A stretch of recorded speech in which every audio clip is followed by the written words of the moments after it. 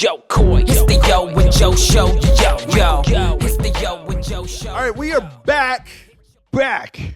Yo, Joe Show. This is how we roll.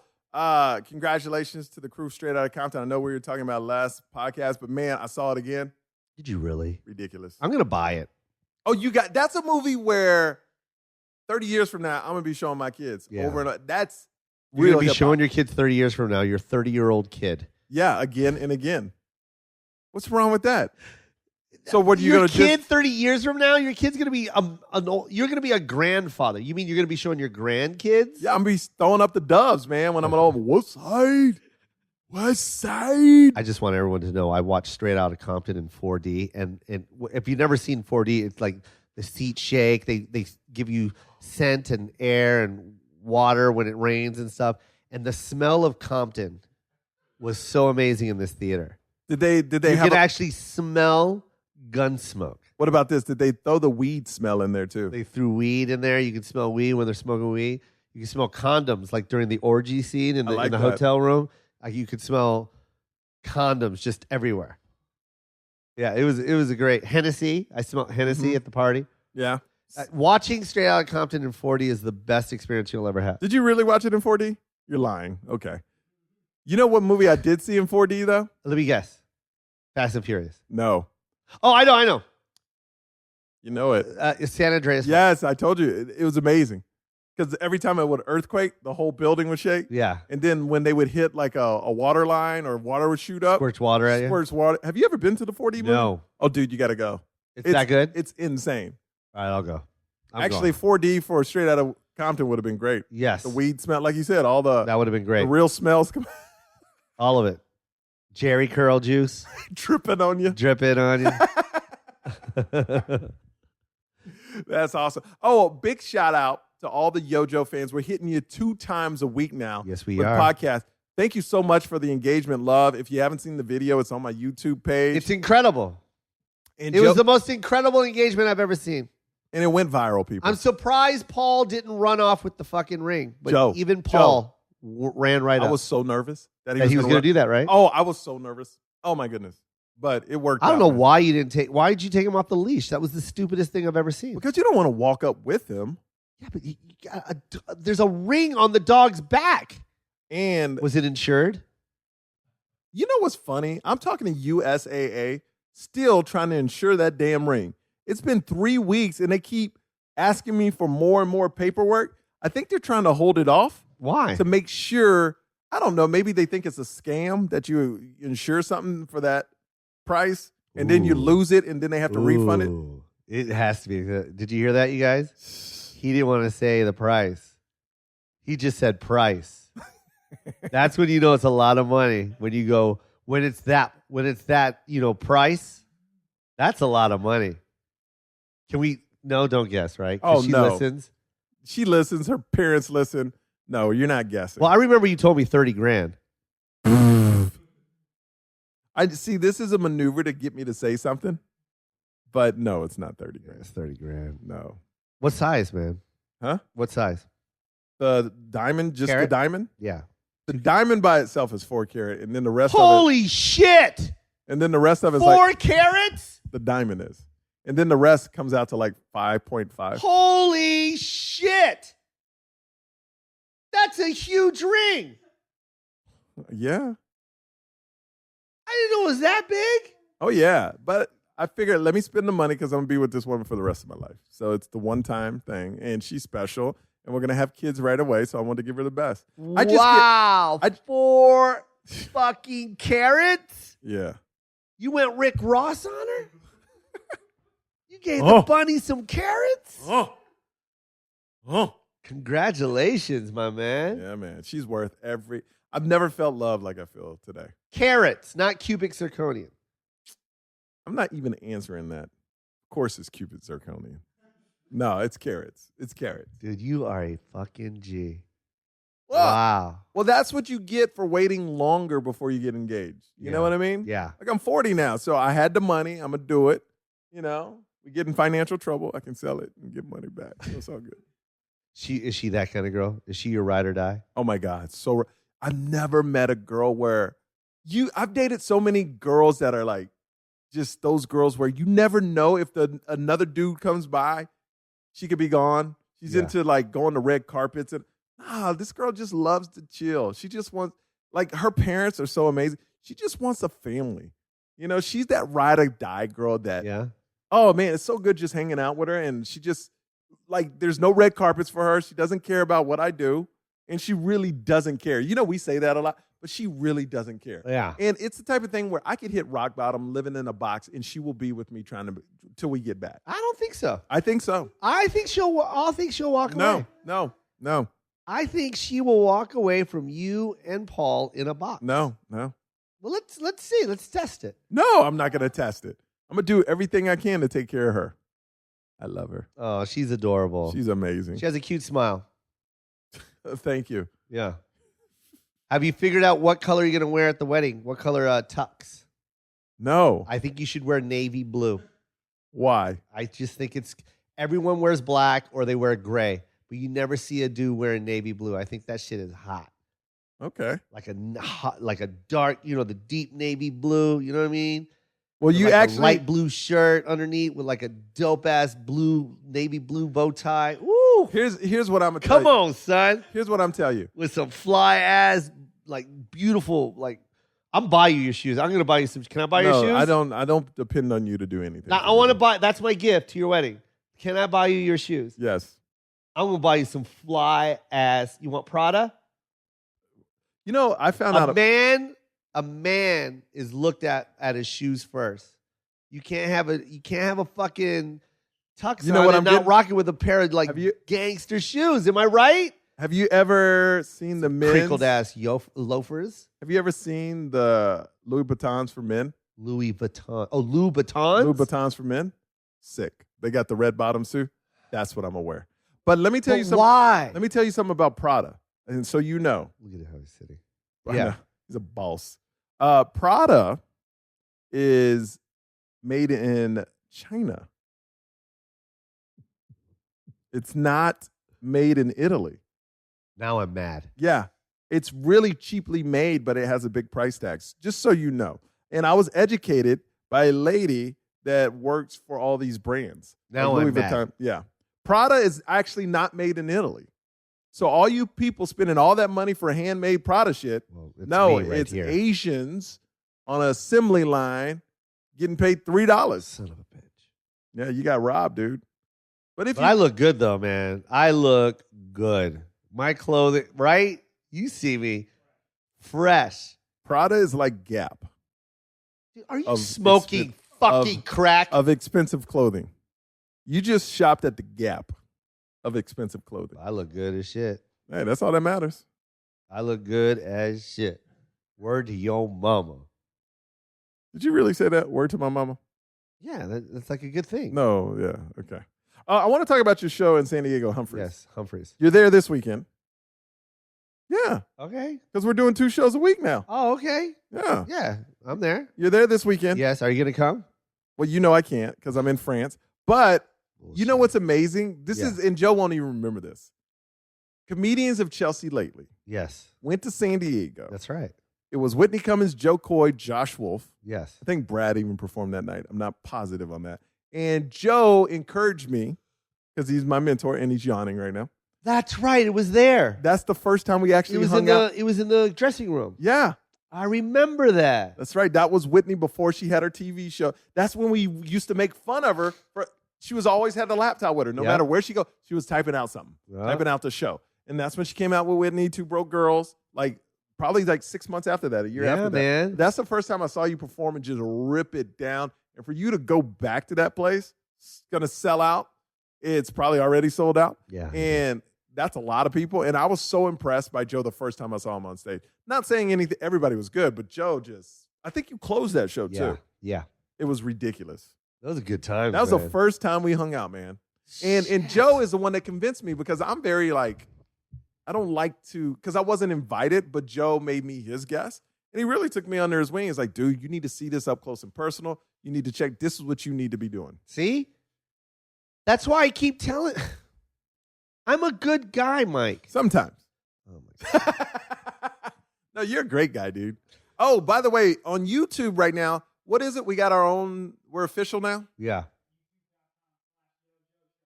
YouTube.com/YoJo Show. It's YouTube.com/YoJo Show. And we're gonna start doing more stuff. Yeah, other we are. than just the YouTube. I mean, not only the pod, but Mike and I are gonna start doing some other stuff. We are So now. look out for it. What is all these new like posters?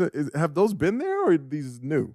All No, these- those I've always had those, but that was in my old place, and I'm just trying to find a place to hang it. Mm, Yeah, man. that's awesome. When are you doing another special? We're getting ready to shoot that next year. February is the date, and we're looking at Seattle. But if anyone Tacoma? wants, You going back to Tacoma? no, Seattle. Okay. Yeah, but if anyone has any suggestions where you think I should take my special, where do you think the best area is in the? Well, in you the know state? where when I do mine, it's gonna be in Houston. I love Houston. Yeah, Those are good people go nuts for comedy. But why wouldn't you ever do it in Tacoma? Isn't that where you're from? I am from Tacoma. Why is there not a place big enough there? Well, just the theaters are all in Seattle. Like the big Oh, beautiful theaters are in Seattle. Mm-hmm. I want to play it right there. That's Seattle right there. That picture right there. That's the Moore Theater. Oh, dope. Yeah, so I'd like to do something right there.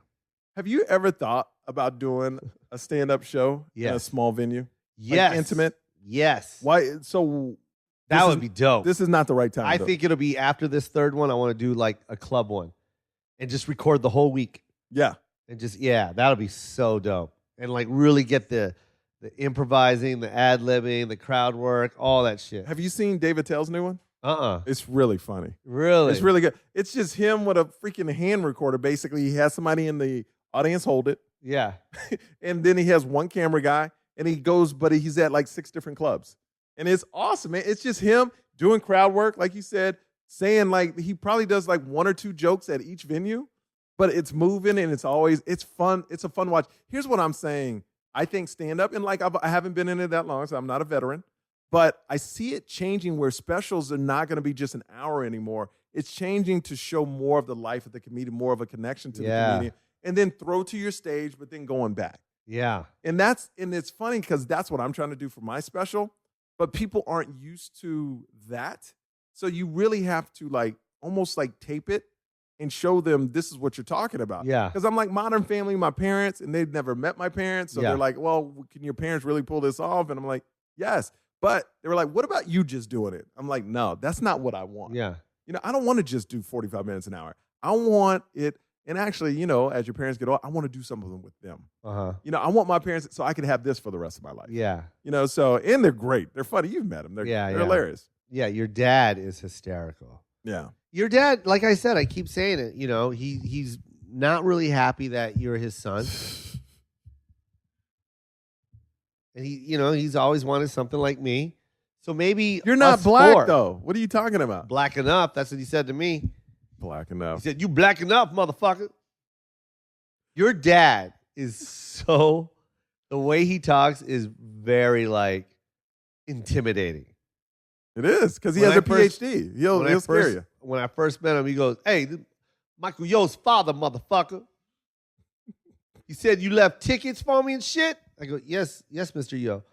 "Don't call me Mr. Yo, motherfucker." Mm-hmm. It's Simmons. He said, "Call me Simmons." All right, Mr. Simmons. It's like, that's better. That's better, motherfucker. You better be funny.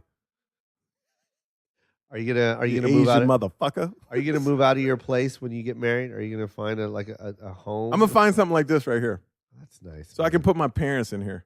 Damn. Because I want my parents, it's sort of like you. I want my parents and her parents so involved in the kid because that's something that I think helped me and it helped her. That's why she's such a beautiful, like her parents been married 31 years. My parents been married 41 years. And I just want them around, man. You know, and then if we have more than one kid, I just want that, her connection with her brother is so great.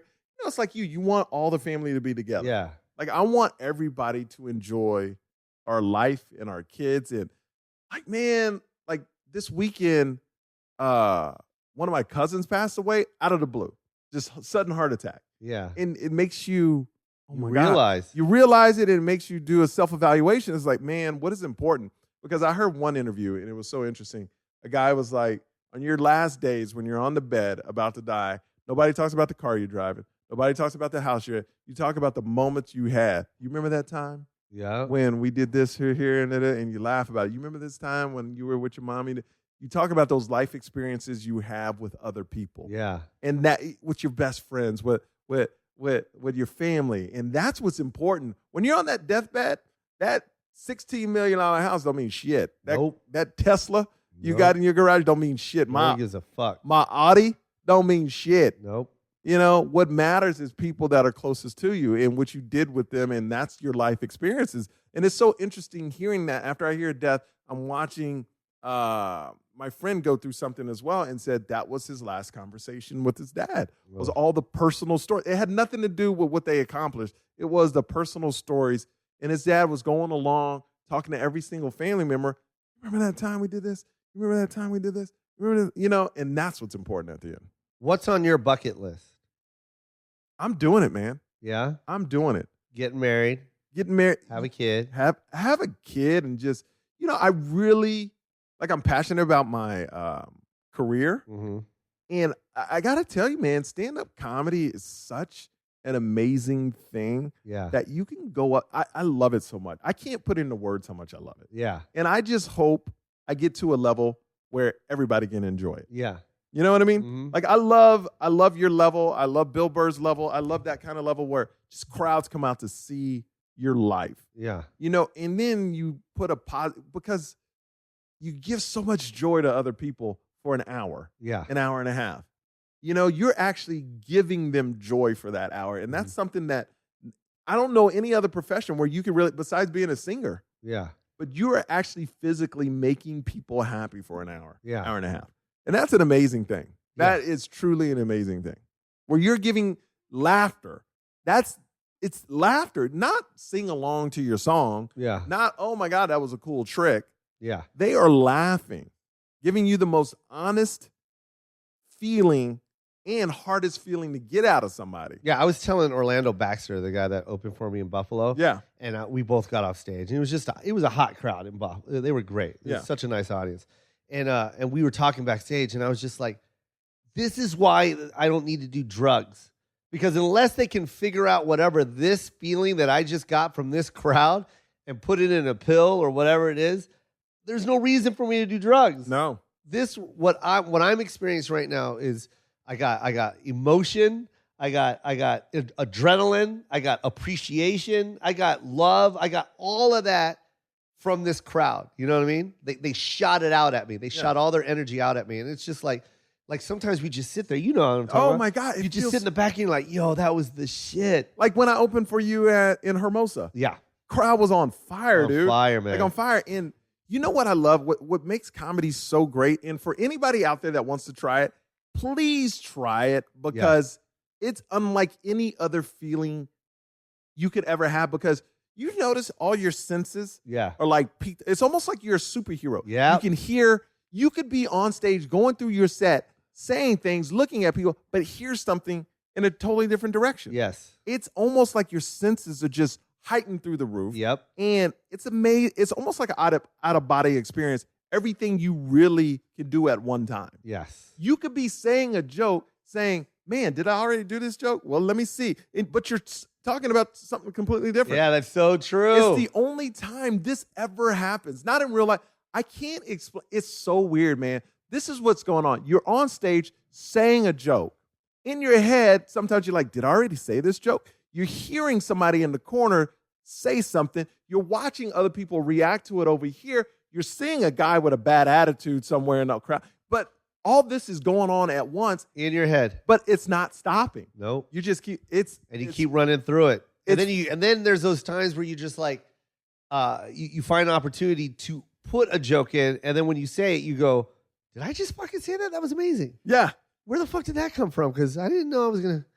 It's so crazy. I can't even explain it, man. I this weekend that's what I was doing a lot. By the way, I was doing a lot of crowd work, and we were just backstage going, "Holy shit, man! You can't bottle this up, man. Until science can figure this out, man. This is my drug. I'm addicted to it." What I love about, because I haven't seen you in a while, in Hermosa, what I loved about those shows is when you first start in comedy. Yeah. Everybody's just go through your set, no crowd work, just go through your set. I feel now, like I've seen you when you just did your set. Yeah. 3-4 years ago, you just did your set. No crowd work, really, Yeah. just very little. I found it so much more enjoyable Yeah. when you talk to the crowd Yeah. because I feel like it was actually a different reaction when people were leaving too, because they all felt part of the show and they were all on guard. What it does to the crowd is, I noticed this because I just go through my set. Like with Joe, I have a limited time. When I do my own shows, I do crowd work. But when you just say jokes, even if you're funny, they're laughing, but it's different when you're actually addressing them because now they're like, oh my God, he may call on me, and they feel like they're part of the show. Yeah. And even if you're talking to somebody at a table that's next to my table, I feel like I'm part of that conversation too because I can look over. It makes everybody a part of it. Yeah. And that's what I love, knew that you did. Like you used the crowd, you went into your jokes, and it felt like it was a big community rather just a comedian doing jokes on stage. Yeah. Like we're just talking. Just hanging out. Oh, dude, I love it, dude. I love it so much. I'm so addicted to that shit. I told Orlando, I go, I love Orlando Baxter too. Yeah, he's I've really toured with him funny. too. Yeah. It's great. just like it doesn't matter how old I get. I'm a literally die on that stage. Like I'll be 80 and I'll still be like, hey, can I get 5 minutes? You know what I mean? Yeah. I'm gonna go to the improv. Can I just go up? Let me dazzle a little bit on the stage, please. Let me ask you this. What made you flip and change to say, you know what? I'm gonna hang with these people. I'm gonna actually do more crowd work. Because you've always done a little. But this is the whole show where the whole crowd is just like, what's up, man? This is fun. Yeah. What made you flip? What was it? I think it was just easier to write instead of just like thinking of the premise and working it out. I felt like I had the premise, but I'd rather use the audience to help write it. So like I'll go in and figure out that way and engage. Yes. Because for some reason when I engage, this extra funny switch flips on. I don't know what it is, It's man. your wittiness. It is. And I'm going to it. And it's like I'm up against the ropes. And then, dude, I've landed so many. I've got, you know what I mean? I've won a lot from doing crowd work. And you build time. I mean, you already have, but you build the joke out because now they're fit. You know what's funny is sometimes you're doing crowd work and you're doing a joke and they actually say something funny. And you're like, oh my God, this, and it opens your head up. This is a whole nother angle I can take it to. No. You know what? Oh, I just loved watching you last time because that was the first time I've seen you do that throughout the show. And I thought it was, and you know what it does too? Anytime somebody goes to that show, they get a different show every time. Oh, yeah, for sure. That's another thing, too. It was like every my way single time, different show because you never know what people are going to say. No, you don't know where they're going to work. You don't know what they did that day. You don't know what ethnicity they are. And it opens up a bag of worms every time. Yeah, so when you go to, like I've saw Joe 4 times. I watched 2 shows back to back. Even though some of the jokes were the same, it felt like a completely different show because you have different people you're talking. And that's what's great about it. Yeah. You know, like when people go back, they'll be like, oh, this is a totally different show. Because it was. You know, it was totally different. Can I ask you a quick question? Yeah. Now, when you have your kid, can you name your kid No. Joe? Even if it's a girl? No. Okay, I just I thought already that. know the name of if it's a boy. What? Oliver. Oh, that's going to be horrible. That's my dad's name. That's such a great name. Uh-huh. Oliver motherfucker Simmons. Yo, it's going to be Oliver Yo Simmons. So your real last name is Simmons? Yeah. Holy shit, you are black. There's only like 3 black names, like Washington. What's another one? Simmons. And Jefferson. and Jefferson. That's it. Jackson. And Jefferson. Like George Jefferson. Yo, George Jefferson was He was a shit. man. George Jefferson, if you don't know what we're talking about, he was one of the coolest presidents of all the presidents. George Jefferson. And his wife, Wheezy. That was Lil Wayne back in the day. Yeah, Lil Weezy. Talk about Wheezy. We got to wrap up already. Already? Well, hey, we're doing 2 a week, so we're giving you more. We appreciate it. Check out our YouTube page. It's official, youtube.com/Yo Joe Show. You're in San Diego this Yes, weekend. I am. He's going to be throwing down. I will be in France for the next 10 days. What are you going to do next week for the pod? Who are you going to do it with? Taboo? Again? Probably Sometime? Taboo. Mm-hmm. Taboo and Apple, Black Eyed Peas. Just going to have them little Fergie action. Have you heard their new song Yesterday? No, because you don't invite me. Please, everybody, go listen to Yesterday. It's amazing. Will you invite me next time? I want you everywhere I go, Michael. You're the one that cancels. I don't cancel. Ernie, you know. Be honest Don't right now, throw Ernie. Ernie under this. Because here's let me before we're gonna leave on this. Yeah. Joe Coy did a podcast a couple weeks ago with Taboo. Now, here's the thing. So good, too. It was all right. So here's the thing about this. Joe makes it seem like, oh my God, we just did it. He doesn't understand. It's a big production when you do something like that because you got to bring in cameras. Yeah. You got to bring in a whole staff. A sound. So this is no accident. Like, oh, we just did. Still camera shots. This is something you planned and didn't include me in at all. Now, I understand if Taboo is like, hey, I don't want Michael there because he's on TV. He may leak something. I understand that. But if you going out of your way to not invite me to interview Taboo with you because I ask great questions and I'm actually better at this. Pretend I'm Taboo. Ask me a great question. Right now, Huh? off the top of your head, I'm Taboo. Ask me a great question. Straight Outta Compton, huge movie. Actually, Eazy-E signed you to Ruthless. How was Eazy really? Did the movie portray him right? Oh, that's a great question. Let me see. Yeah, exactly. See there?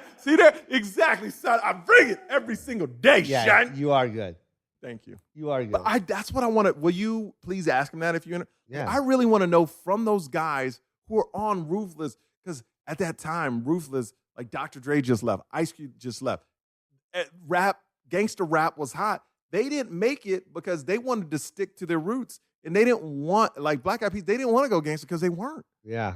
Even though they tried to make a couple of hardcore songs, because of Eazy-E. But I want to know that. I think they got a fascinating story that nobody knows about. Yeah. How was Eazy? How was it being under that record label? Yeah. How was it with Suge Yeah. when he was around? I mean, there's you can open Pandora's box because this movie's so big now. Yeah. That they never showed the groups. They talked about Michelle A. That was on Ruthless. They talked about Bone. But they never mentioned the Black Eyed Peas. No. But they were on the label. Yeah. How was it, man? And what did Eazy drop y'all? Did y'all leave Eazy? What happened? Did y'all was it like some contract shit like Suge? I mean, I want to know this kind of stuff. Yeah, man. I'd love to know too. Yeah. I'm gonna do that. When You you're gone, should. I'm gonna Please interview do. with Tab. No, you should because that movie Straight Outta Compton so hot. No, you Yes. should. I would. That's something I'm interested in, man. I want Yes. to know Ruthless when the Black Eyed Peas were on there because that's legendary. Yeah, that is legendary. You are right. Yep. And look at those guys that came out of Ruthless to this day. They're iconic. You know what I mean? Ridiculous. From Will to Dre to Cube, like these guys all killed it in this industry. Now, let me ask you this before we go. I know we keep going on about Straight Outta Compton, but it's so good. Do you think if Eazy wouldn't have died, Dr. Dre would have been as big as to invest in companies and stuff like that? Yes. I don't, because I think Eazy would have slowed him down. Because once you're taking away, once it's focused on you, because Eazy was the driver of everything. Everybody praised Eazy.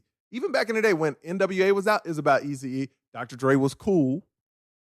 Ice Cube was cool, but it was all about Eazy. I feel once Eazy was out of the picture, Dr. Dre blew up even more. Yeah. You know what I mean? I don't know if they would have made that album like they said in the movie, Yeah. that Dr. Dre would have reached that level because then it would have been all about NWA again. Yeah. I don't know.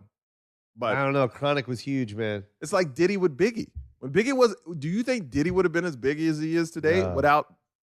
Exactly. Yeah. Once Notorious B.I.G. left, didn't that open the door for Diddy? Yeah. That's true. I don't know, man. I don't know. All right, we're going to check you next podcast next week. You heard Joe. He's going to have Taboo on. He's going to talk about Ruthless Records. Yes, I'll we put him are. on the spot. Yep. What days we going to run these two next week? So now we're going Tuesdays and Thursdays. Tuesdays and Thursdays. Tuesdays and We're Thursdays. going big, y'all. We're dropping 2 a week. We're doing it for Get you ready guys. for some of our live podcasts too. So Oh, we're going to Vegas when I get back. Yes. When I get back from Finally. France, we're going. And this is the deal. When we go to Vegas, we're going to do a live 2-hour podcast. And this is a thing where we want everybody to come by. We want to put you on the radio. This is not about us. This is y'all. We want to put you on the podcast. Yes. We want to eat. Ask us questions. Yeah, this is a live thing where we want to. Joe's going to cook some food for you. No. Oh, no. Well, I'll cook. Joe, I'll cook. take your order. Joe will cook it. We'll help you. Yes. And then we'll charge you a lot of money for it.